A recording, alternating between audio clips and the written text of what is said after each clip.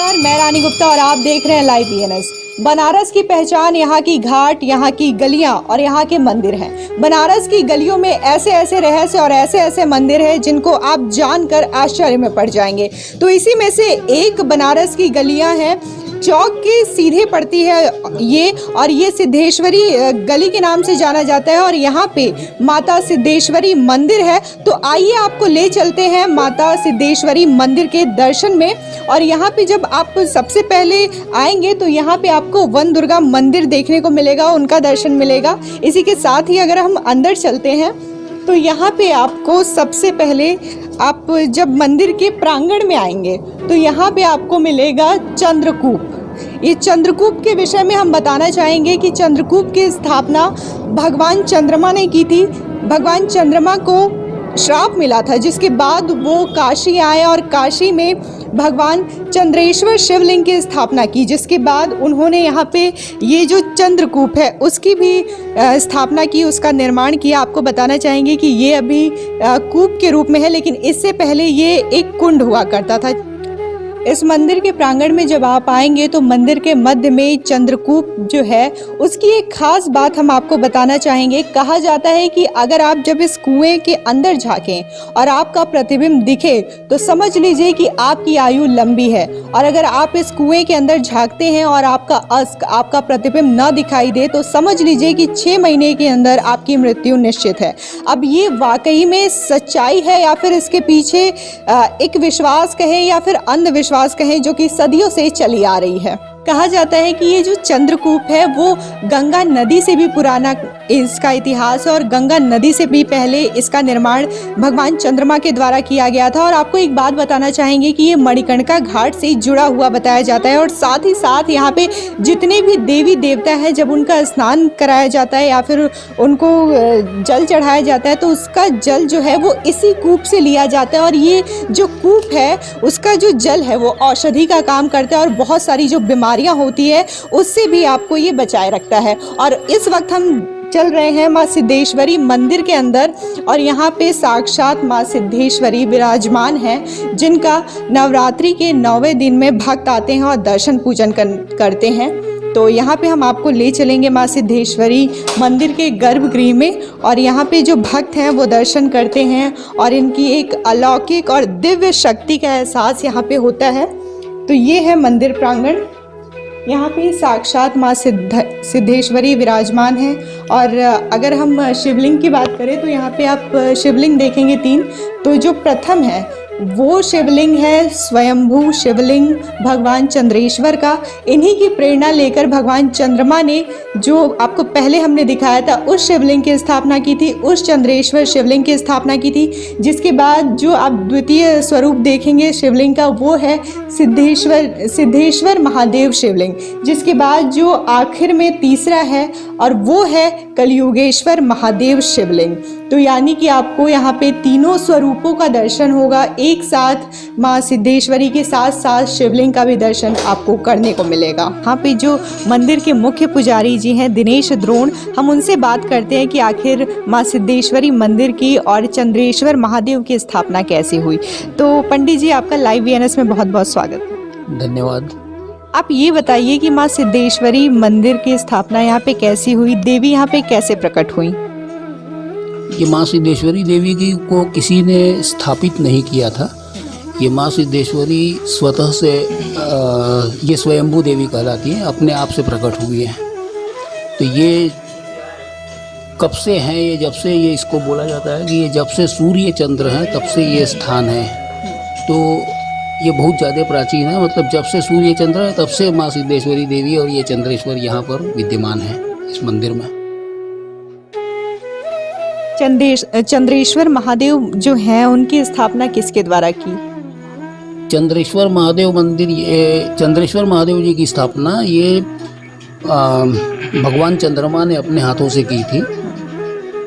ये चंद्रमा द्वारा स्थापित ये चंद्रेश्वर महादेव शिवलिंग है। तो जैसा कि आपने बताया कि चंद्रदेव के द्वारा चंद्रेश्वर मंदिर की स्थापना की, शिवलिंग की स्थापना की गई, तो इसके पीछे क्या कहानी है, क्या पौराणिक कथा है? इसके पीछे की पौराणिक कथा ये है कि चंद्रमा को दक्ष ऋषि, दक्ष प्रजापति जो कि चंद्रमा के ससुर थे, उन्होंने चंद्रमा को क्षय रोग होने का श्राप दे दिया था, मतलब चंद्रमा काले पड़ जाएंगे। तो उसके पीछे की कहानी ये है कि चंद्रमा काले इसलिए पड़ जाएंगे कि चंद्रमा की दक्ष ऋषि की, दक्ष प्रजापति जो थे, उनकी 27 पुत्रियां थी। उन सारे 27 पुत्रियों का विवाह चंद्रमा के साथ हुआ था। लेकिन 27 पुत्रियां मतलब ये जो 27 नक्षत्र हैं, ये सारे जैसे रोहिणी वगैरह जो भी है, तो उसमें सबसे अंतिम पुत्री जो थी उसका नाम रोहिणी था। तो वो सबसे खूबसूरत भी थी। तो चंद्रमा केवल रोहिणी को ही ज़्यादा चाहते थे। बाकी ये जो 26 थी, उनके साथ चंद्रमा रोहिणी और इन 26 के साथ अलग अलग तरीके का बर्ताव करते थे। तो ये बात इनको पसंद नहीं आई। इसलिए यह, क्योंकि पत्नियां सभी का समान हक होना चाहिए, क्योंकि सारी की सारी पत्नियां ही हैं, तो ये बाकी 26 को पसंद नहीं आई। तो उन्होंने अपने पिता दक्ष प्रजापति से इसकी शिकायत की कि चंद्रमा इस तरह से अलग अलग व्यवहार सबके साथ करते, भेदभाव वाला बात करते हैं। इसलिए फिर दक्ष प्रजापति ने चंद्रमा को समझाया, लेकिन चंद्रमा माने नहीं। तब दक्ष प्रजापति ने चंद्रमा को ये श्राप दिया था। तो इस श्राप के निवारण के लिए, ये श्राप तो अब चंद्रमा को मिल गया था कि आप क्षय रोग हो जाएगा, आप काले पड़ जाओगे, क्योंकि रोहिणी बहुत ज़्यादा खूबसूरत थी, इसलिए चंद्रमा उनको पसंद करते थे, और चंद्रमा भी काफ़ी खूबसूरत है। तो इसीलिए कि दक्ष प्रजापति ये मतलब उनको बोला था कि जब आप भी खूबसूरत नहीं रहोगे तो रोहिणी इतनी खूबसूरत है, वो आपके ऊपर वैसे भी ध्यान नहीं देंगे। इसलिए फिर चंद्रमा को ये चिंता हुई कि अगर हम काले पड़ जाएंगे, तो इसलिए उन्होंने यहाँ पर रेत का एक शिवलिंग बना के, और उसके बाद ये चंद्रकूप यहाँ पर है, उसको बनाया, उसका निर्माण किया। और इस चंद्रकूप के जल से 1 लाख वर्ष तक ये चंद्रेश्वर महादेव जी की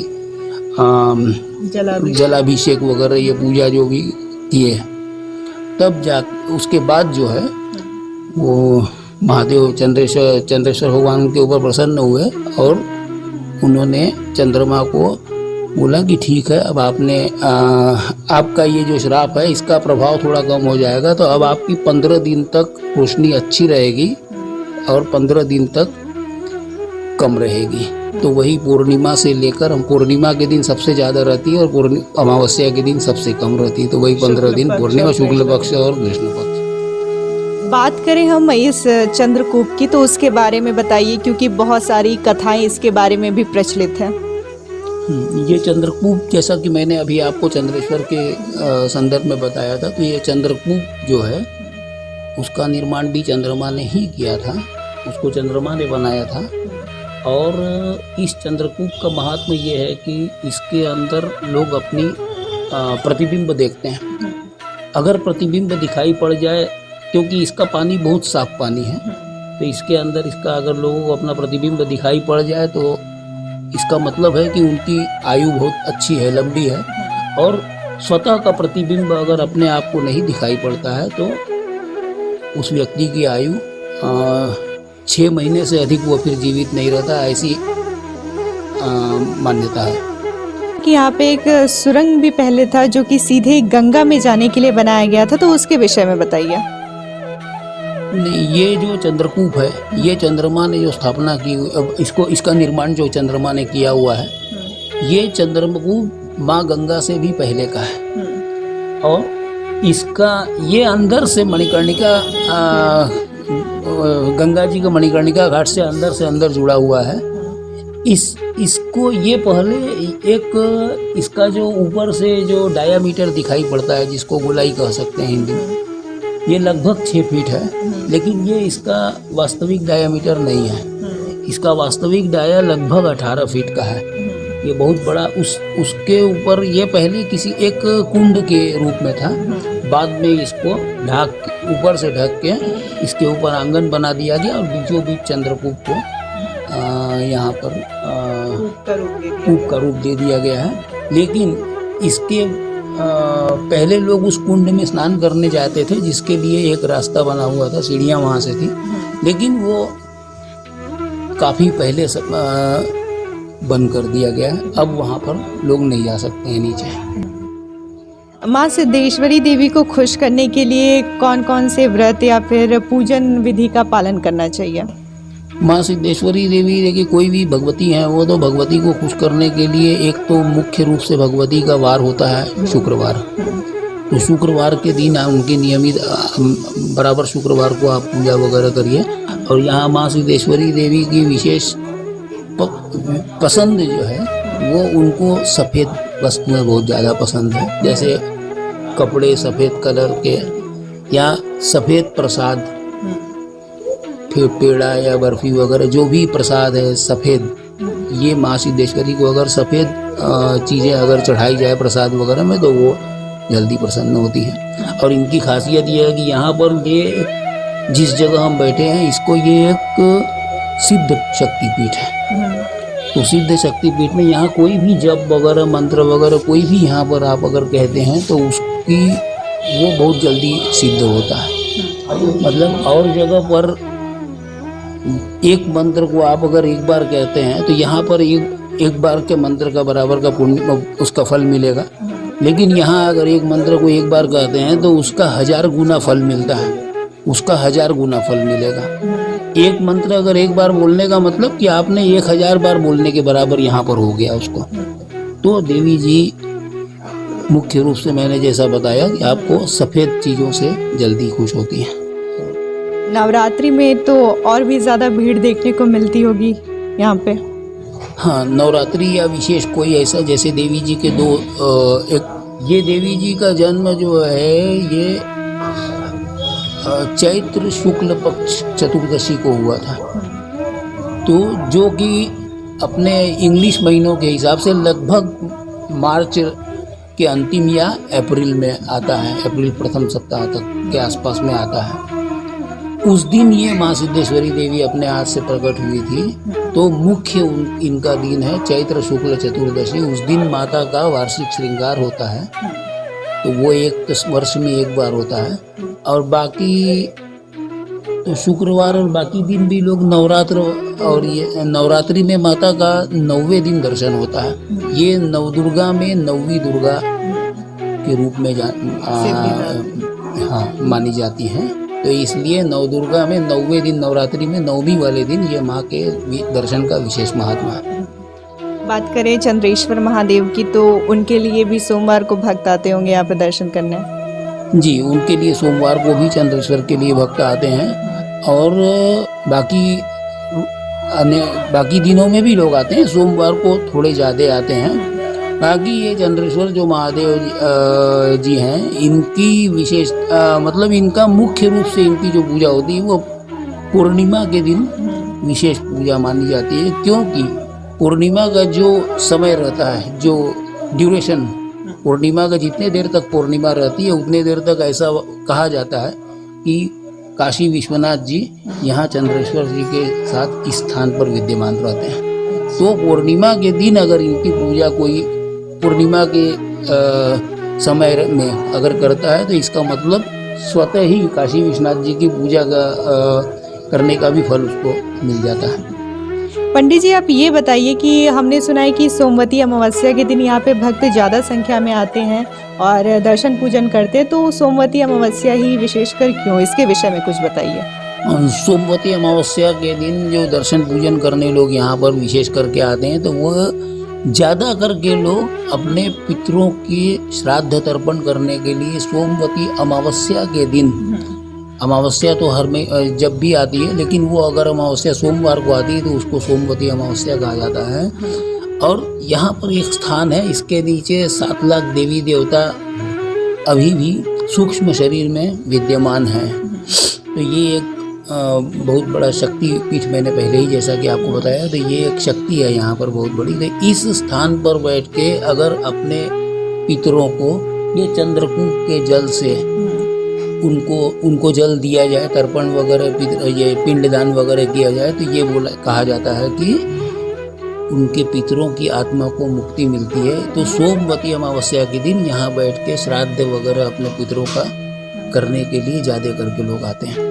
आते हैं वो इसमें झांकना पसंद करते हैं, क्योंकि कहीं ना कहीं ये अंधविश्वास को भी बढ़ावा देता है। और अगर मान लीजिए किसी कारणवश प्रतिबिंब ना दिखा किसी व्यक्ति का, तो क्या उसकी वजह से इसको ढक दिया गया, या अभी भी लोगों को परमिशन है? नहीं, इसको ढका तो गया नहीं है, ये तो वैसे भी खुला ही हुआ है और लोग आके देखते हैं अपना प्रतिबिंब। इससे डरने वाली कोई बात नहीं है। बहुत लोगों को डर भी लगता है, तो डर के मारे भी नहीं देखते हैं। बट ये इसलिए नहीं है कि मतलब ये कोई आपकी मृत्यु हो जाएगी, बल्कि ये तो आपको एक उसकी पूर्व सूचना दे रहा है ये कूप। तो इसलिए अधिकतर लोग डरते नहीं हैं, लेकिन कुछ लोग ऐसे हैं जो मृत्यु के नाम से बहुत लोग डरते हैं, तो लोग इस डर के मारे भी नहीं देखते हैं। लेकिन अधिकतर लोग जो है इसको देखते हैं प्रतिबिंब अपना। यहाँ पे माँ सिद्धेश्वरी और चंद्रेश्वर महादेव मंदिर के अलावा यहाँ पे और कौन कौन सी देवी देवता के दर्शन श्रद्धालुओं को करने को मिलते हैं? यहाँ मुख्य रूप से ये तीन हैं, एक चंद्रगुप्त, चंद्रेश्वर और सिद्धेश्वरी के अलावा अंदर एक इन्हीं सिद्धेश्वरी देवी का ही एक स्वरूप है जिसको मातंगी देवी कहा जाता है। तो वो मातंगी देवी का मंदिर है। और एक जैसे ही आप गेट के अंदर प्रांगण के अंदर प्रवेश करोगे तो मुख्य दरवाजे पर, मुख्य द्वार पर दाहिने हाथ आपको वन दुर्गा देवी जी का मंदिर मिल जाएगा। तो मुख्य रूप से ये है। और इधर आपको ये 12 भगवान हैं। सत्यनारायण भगवान जी हैं, विष्णु लक्ष्मी जी, और उसके अंदर दुर्गा देवी जी की भी प्रतिमा है। ये मुख्य मंदिर है यहाँ के।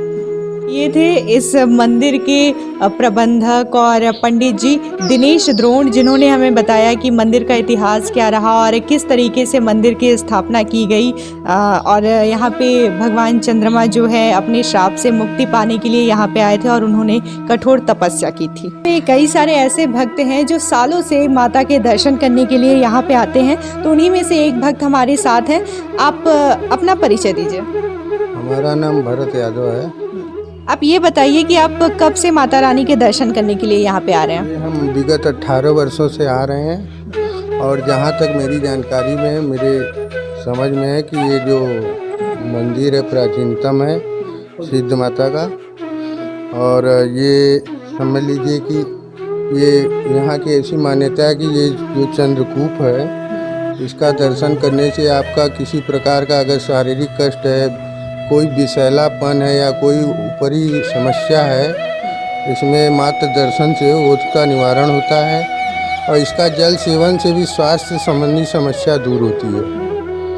और जहाँ तक मेरी जानकारी में है, इसमें आने से आपको मानसिक और शारीरिक शांति मिलती है। श्रद्धालु जब भी दर्शन करने के लिए आते हैं तो अपने आराध्य, अपनी देवी, अपनी देवता को प्रसन्न करने के लिए माला फूल अवश्य चढ़ाते हैं। और माला फूल बेचने वालों की यहाँ पे लंबी कतार लगी रहती है गली में, लेकिन लॉकडाउन की वजह से आपको ये गली थोड़ी खाली खाली से दिखेगी। तो हमारे साथ माला वाले भैया हैं, उनसे बात करते हैं। आप अपना परिचय दीजिए। हमारा नाम है रवि सेठ। आप यहाँ पे कब से माला का जो दुकान है वो लगा रहे हैं? हमारा 35 साल पुराना दुकान है। 35 साल पुराना दुकान है। और इधर लॉकडाउन से बहुत नुकसान रहा है। कम से कम 50,000 रुपये का नारियल नवरात्र में हम लोग व्यवस्था रखे थे, सब खराब हो गया। इसी कारण जो है हम लोग का व्यापार, क्या सभी लोग का व्यापार, कच्चा व्यापार, सभी लोग का नुकसान हो गया। मंदिर बंद होने से बहुत ज़्यादा नुकसान हो गया। अब खुलने के बाद उतना भीड़ नहीं हो रहा, जो भीड़ होने चाह रहे थे वो भीड़ उतना नहीं हो रहा है। रुपया में 10% भीड़ आ रहा है। लोग को कोरोना का भय दिमाग में बैठा है, इसलिए लोग नहीं आ रहे हैं। अभी भी अनलॉक हो गया है, या अनलॉक से पहले की बात करें तो माला फूल की बिक्री दिन भर में कितनी हो जाती थी अनलॉक से पहले? पहले अच्छे व्यापार होता था, हर आदमी बैंक बैलेंस भी रख सकते थे। ये समस्या खर्चा भी नहीं निकल पा रहा है, हर लोग परेशान हो रहे हैं क्योंकि पूंजी लगा रहे, पूंजी फंस जा रहा है। मतलब बस खर्चा दाल रोटी चल रहा, बस ये समझता है। इस गली में बहुत सारी मंदिर है। बनारस तो वैसे भी गलियों की वजह से बहुत ज़्यादा जानी जाती है, तो इस गली की बात करें तो यहाँ पे कौन कौन सी और देवी देवता के दर्शन करने को मिलेंगे? पहला माता संध्या देवी है, दूसरा ये माँ पीताम्बरा देवी, तीसरा कात्यायनी जी, चौथा आत्मावरेश्वर, पांचवा सिद्ध माता चंद्रकूप, और छठवा में आपका अचानक माता विंध्याचल। मतलब यह सभी मंदिरों है। और माता शुक्रवार को दिन है संध्या माता का, मंगलवार का कात्यायनी जी का दिन है, मंगला गौरी है, बीफेवार को आपको ये पीताम्बरा देवी का दिन है। तो सभी मंदिरों का मतलब इस समय भीड़ कुछ भी नहीं हो रहा है। रुपये में 5-10% भीड़ हो रहा है। आदमी का भाई दिमाग में बैठा है कोरोना का, इसी कारण उतना भीड़ नहीं हो पा रहा है। यहाँ पे अधिक संख्या में कहाँ के श्रद्धालु जो हैं दर्शन करने ज़्यादा आते हैं, दक्षिण भारत के कि इधर साइड से? नहीं, इधर लोकल भीड़ होता है, इधर लोकल माँ संख्या देवी है, इसलिए लोकल भीड़ होता है। और अपने बनारस वाले लोग जाते हैं और देहात वाले भी सिंदूर जो मन्नत रहता है वो लोग आते हैं सिंदूर चढ़ाने। और माता संगठा माता को सिंदूर ज़्यादा महत्व होता है। सुहाग का रक्षा करने वाली माता संगठा माता सिंदूर का रक्षा करती है, इसलिए लोकल भीड़ होता है। बाहर के लोग बहुत कम आते हैं। और शुक्रवार को जो 4000-5000 जो भी भीड़ होता था, अब वो भीड़ नहीं होता है। अब गिनती के 25-50 आदमी आ रहे हैं और पता नहीं चलता है भीड़, इसलिए बहुत ज़्यादा लोग समस्या में पड़े हैं। और लोग व्यापार खोल के भी ग्राहक का इंतजार कर रहे हैं, कोई ग्राहक उतना नहीं आ रहे। अब बस माता का नाम लेके चला रहे, खर्चा दाल रोटी चल रहा है। तो इनका कहना है कि जिन गलियों में दर्शन करने के लिए श्रद्धालुओं की कतार लगी रहती थी, हज़ारों की संख्या में भीड़ आती थी, वहाँ पे अब सूना सूना सा है। गिन के 40-50 से ज़्यादा लोग दर्शन करने के लिए नहीं आते। और अब अनलॉक का सिलसिला शुरू हो चुका है, फिर भी यहाँ पे भीड़ बहुत ही कम देखने को मिलती है।